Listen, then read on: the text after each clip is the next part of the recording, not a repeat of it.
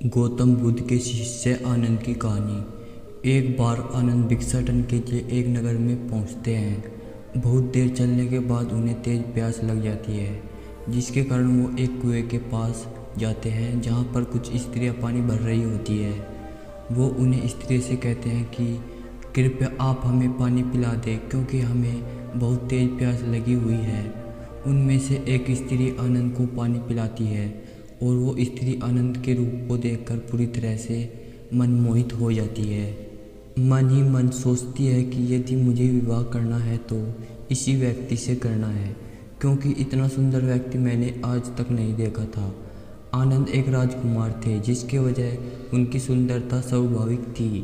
वो स्त्री अपने मन में कई तरह की योजना बनाती है कि किस तरह से मैं इस व्यक्ति से विवाह कर सकूं। आनंद वहाँ से जा ही रहा होता है। वह स्त्री आनंद को अपने घर भोजन के लिए आमंत्रित करती है। आनंद उस स्त्री का आमंत्रण स्वीकार लेते हैं और उसके घर भोजन के लिए चले जाते हैं। घर पहुंचकर वह स्त्री भोजन पकाती है और आनंद को भोजन परोसती है। आनंद भोजन करना शुरू करते हैं और जब आनंद भोजन कर रहे होते हैं तो वह स्त्री आनंद को एकटक देख रही होती है। आनंद भोजन करने के बाद उस स्त्री के घर से चले जाते हैं। आनंद के जाने के बाद वह स्त्री अपनी माँ से कहती है, माँ आपको मेरे विवाह की चिंता लगी रहती है ना। उस स्त्री की माँ कहती है, हाँ पुत्री। वह स्त्री कहती है, तो ठीक है, मैं विवाह के लिए तैयार हूँ और मैंने अपना वर चुन लिया है। उस स्त्री की माँ पूछती है, कौन है वो? वह स्त्री कहती है, वो ये भिक्षु है जो हमारे घर भोजन करने के लिए आए थे। उस स्त्री की माँ कहती है, पागल हो गई हो तू? वह एक भिक्षु है और उसने संसार को त्याग दिया है। वह स्त्री कहती है, तो क्या हुआ, मैं उन्हें पुण्य संसारी बना दूंगी। उस स्त्री की माँ कहती है, यह नहीं हो सकता। वह स्त्री कहती है, यदि तुम चाहो तो हो सकता है। माँ तुम जादू टोना जानती हो ना, तो ऐसा कोई मंत्र फेरा दो कि वह भिक्षु मेरा हो जाए। अगर तुम ऐसा नहीं कर सकती तो मेरा मरा हुआ मुंह देखने के लिए तैयार हो जाओ। उस स्त्री की माँ कहती है, ठीक है, यदि तेरी यही जिद है तो तू ऐसा कर कि उसे एक बार भोजन पर फिर बुला। मैं वशीकरण के दाने बना दूंगी, तू उसके भोजन में मिलाकर उसे खिला देना, फिर वह भिक्षु हमेशा के लिए तेरा हो जाएगा। अगले दिन फिर वह स्त्री आनंद को भोजन के लिए आमंत्रित करती है।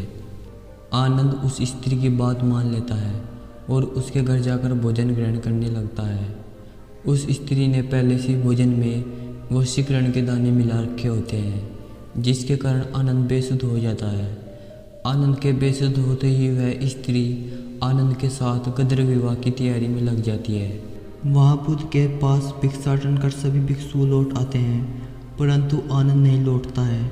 आनंद के वापस न आने के कारण बुद्ध अन्य भिक्षुओं से उसके बारे में पूछते हैं। सभी भिक्षुओं में से एक भिक्षु कहता है, बुद्ध आज आनंद एक स्त्री के घर भोजन करने के लिए गया था। बुद्ध कहते हैं, परंतु बहुत समय हो गया है, अब तक उसे लौट आना चाहिए था। तुम जाओ और उसे देख कर आओ। वह भिक्षु उसी स्त्री का घर जानता था जहाँ आनंद भोजन के लिए गया था।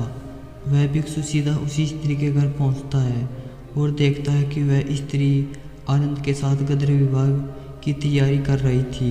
इतने में ही आनंद को भी होश आ जाता है और उस स्त्री और उसकी माँ की कोशिश नाकाम हो जाती है।